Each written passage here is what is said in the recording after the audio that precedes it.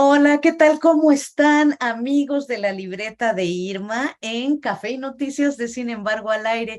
Yo soy Irma Gallo y saludo como siempre con mucho gusto a Dani Barragán y a Romina Gándara, que son las conductoras de Café y Noticias. Y hoy me acompaña una escritora a la que yo admiro mucho, con una larga trayectoria. Ana Clavel, bienvenida, ¿cómo estás? Pues muy contenta de estar aquí contigo, queridísima Irma Gallo. Pues yo estoy más contenta, Ana, porque hoy vamos a hablar de tu novela más reciente, por desobedecer, se me trabó la lengua, a sus padres, que como bien dices tú, es una apuesta literaria y lúdica muy arriesgada. A mí me encantó y me gustaría que empezáramos a hablar un poco de cómo fue tu aproximación a este personaje, que es el poeta Darío Galicia, a través de Lewis Carroll y de otras cosas que quiero que tú nos cuentes, por favor, querida Ana. Con mucho gusto, Irma. Bueno, también agradeciendo, sin embargo, ¿no? Este espacio para dialogar y presentar la novela en cuestión de Por desobedecer a sus padres. Pues mira, lo que pasa allí es que en algún momento Viviana Camacho me invitó a armar un relato para una antología de padres autoritarios. Y a mí en un principio se me ocurrió la idea de trabajar la famosa frase que circulaba antes en los circos y ferias de pueblo, con este espectáculo mágico, delirante, a propósito de un ser ahí extraño, monstruoso, con cuerpo de animal y cabeza de mujer o de hombre. Todo esto pues es un truco de espejos, pero que cuando eras niño y lo veías te quedabas impresionado, sobre todo cuando el presentador le preguntaba, ¿no?, a este personaje que por qué estaba en esa condición, y el personaje respondía con una voz lastimosa: por desobedecer a mis padres, ¿no? Entonces, esa frase pues se me quedó grabada por allí, y cuando pensé en trabajar el primer relato, de inmediato me acordé de la triste historia que yo sabía de Darío Galicia, un poeta homosexual, al que, según lo que a mí me dijeron en la Facultad de Filosofía y Letras cuando me lo presentaron en los años 80, que era esa condición de torpeza y lentitud para caminar y para hablar, debida a una operación de lobotomía a la que lo habían sometido sus padres para curarlo de la homosexualidad. Así Esa es, fue la sí. leyenda que a mí me llegó, ¿no? Y que me dejó tan trastornada, porque bueno, pensar que esas prácticas bárbaras se hacían, es terrible, que las perpetraran los padres, todavía más terrible, pero que todavía aún en tiempos más recientes, como los años 70 o 80, se siguieran practicando, me parecía la cosa más abominable y espantosa, ¿no? Entonces, por ahí empezó el relato de acercarme a Darío Galicia, al que yo conocí y al que yo le caía muy bien.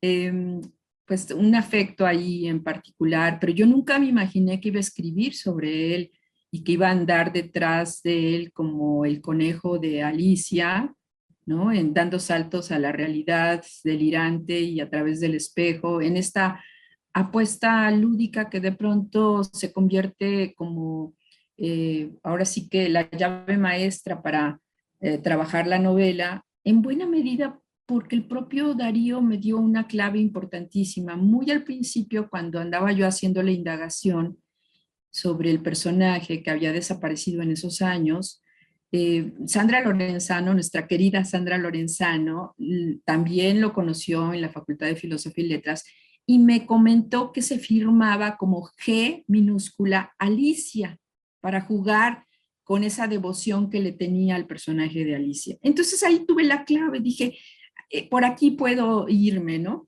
Sobre todo porque yo no quería hacer un relato biográfico convencional, me parecía que eso es para otro tipo de narrativas. A mí me interesaba hacer en el propio trabajo literario un poco el reflejo de ese mundo delirante, rebelde, juguetón de Darío Galicia, tal y como se me fue presentando.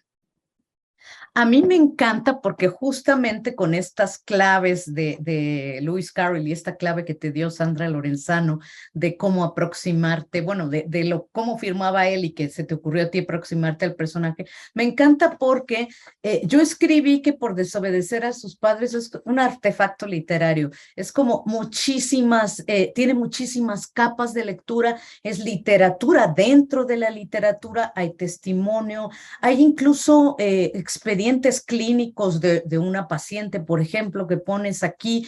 Entonces, me interesa mucho, Ana, que nos digas, también juegas incluso contigo misma, tú eres este conejito y también eres Ana Laurel, hay una referencia a los infrarrealistas, Roberto Bolaño es beleño, por ejemplo, ¿no? Me interesa mucho que nos cuentes cómo es que decides, aparte de lo de Lewis Carroll, que ya nos diste la pista, reconstruir, digamos, reescribir, reinterpretar esta época que le tocó vivir al poeta con todos estos personajes que son personajes de carne y hueso también en la vida real, ¿no? Pues mira, ahí una sorpresa enorme fue que cuando yo estaba haciendo la indagación sobre Darío, que no aparecía, por ejemplo, en el diccionario de escritores mexicanos de Aurora Ocampo, de pronto ni siquiera su nombre completo, ni la fecha de nacimiento, no había prácticamente nada. Y por ahí en la red, ¿no? Me metí a ver, a buscar una crónica en Letras Libres, una nota que sacaba David Medina Portillo. Luego di con una crónica muy valiosa para mí de Uriel Martínez Venegas, un poeta cercano también a los infras y muy amigo de Darío. Entonces entré en contacto con él y todo esto me llevó a darme cuenta de que Darío aparece en los Detectives Salvajes de Bolaño con el nombre de Ernesto San Epifanio. Esto para mí fue sorprendente porque cuando yo leí la novela de Bolaño, nunca relacioné al personaje de Darío que yo había conocido con la historia de la lobotomía y el personaje de Ernesto San Epifanio, que es un poeta homosexual en la novela de Bolaño, pero allí él muere a raíz de unos aneurismas que le tratan, ¿no? Que lo operan. Entonces, cuando leí eso, yo estaba pero lejísimos de imaginar que ese personaje estaba inspirado en Darío Galicia.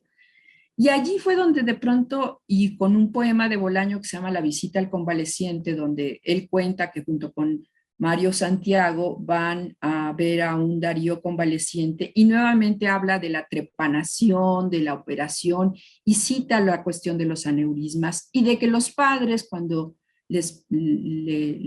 están allí al lado de Darío y comentan de la operación, dicen una frase que él atribuye al señor y la señora Ardilla, ¿no? Dice que el padre dijo que no hay mal que por bien no venga, ¿no? Entonces, ahora sí que la operación de los aneurismas se había transformado en una suerte de aprovechar para castigar, para curar a Darío de la homosexualidad, ¿no? Y esto es muy tremendo porque, por ejemplo, en la crónica de Uriel Martínez Venegas, comenta que después de muchos años ya de haberlo operado, que fue una operación en el año 76, Darío le confiesa que pasó tiempo para que recuperara la capacidad de eyaculación, ¿no? Cosas Sí, tremendas tremendo. y la cuestión de la poesía, que él era un poeta que se abría al mundo, que estaba siendo reconocido, que ganaba premios, que la beca Salvador Novo.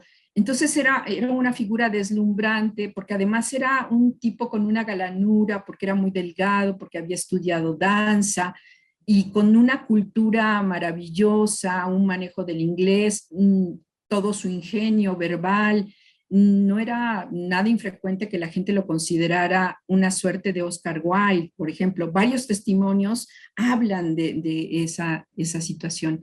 Entonces, eh, todo esto allí relacionado, él fue como una presa apetecible para un Bolaño que de pronto quería reclutar a miembros brillantes para su grupo de los infrarrealistas que estaba en ese momento conformando.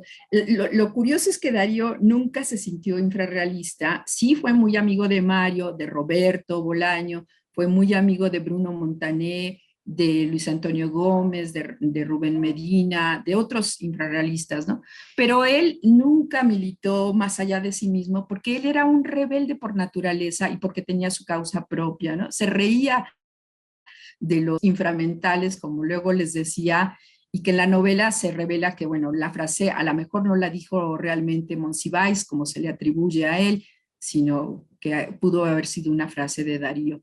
Pero eran juegos que se traían entre ellos, se respetaban y se querían mucho.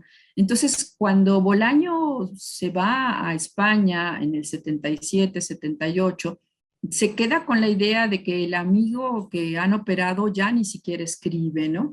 Y no, Darío siguió escribiendo a trompicones con dificultades.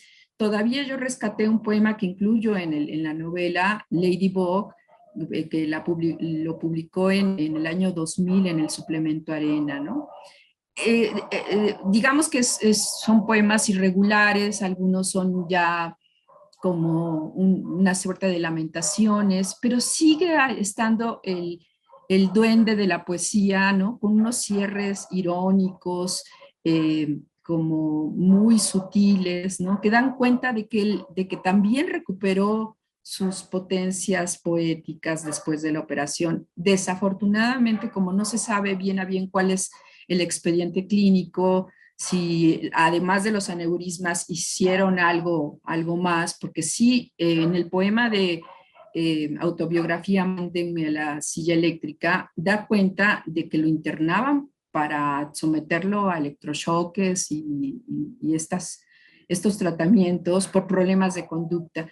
Y eso él me lo reveló cuando finalmente lo encontramos en el año 2019.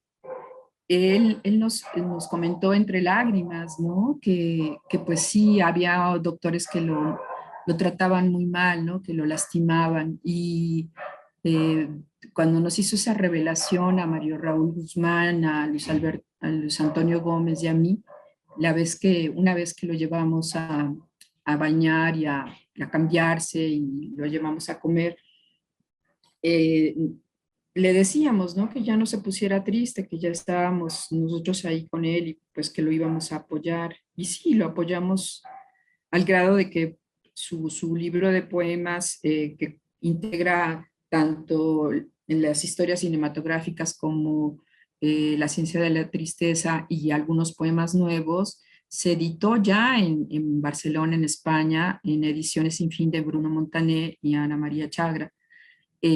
Salió en el 2020 y esperábamos que él asistiera a la presentación en Bellas Artes con la coedición de La zorra vuelve al gallinero, pero desafortunadamente Darío murió a fines del 2019 y tampoco ya pudo leer la novela que él sabía que estaba yo escribiendo. Cada vez que me veía me decía, ¿cómo va mi libro? ¿Cómo va mi libro? Y a mí me daba un poco de espanto Ajá, porque a mí no me había tocado enfrentar a un personaje vivo. como él, que de pronto Ajá, yo lo metiera en la ficción y que además de pronto me interpelara o me saliera con cosas que yo no me imaginaba que iban a suceder, ¿no? Entonces, claro, claro. esta situación de no poder asir la ficción me metía en dinámicas pues muy delirantes, muy angustiantes. También el hecho de no poderlo rescatar a él de la miseria, eso también me pesaba mucho. Pero entonces, pues ahí la novela se queda como un homenaje gozoso, lúdico de Darío Galicia. Así es, querida Ana Clavel, muchísimas gracias por esta entrevista. Y bueno, además que el tema es interesantísimo, como ya nos contó Ana, la forma en que está escrita esta novela. Insisto, esta novela no es nada convencional, pero les va a gustar muchísimo precisamente porque es muy arriesgada. A mí me encantó. Te agradezco muchísimo, Ana Clavel, esta entrevista. Ay, a ti, gracias querida Irma, de verdad, mil gracias por tu lectura inteligente, generosa. Un abrazo a todos y nos vemos en la próxima.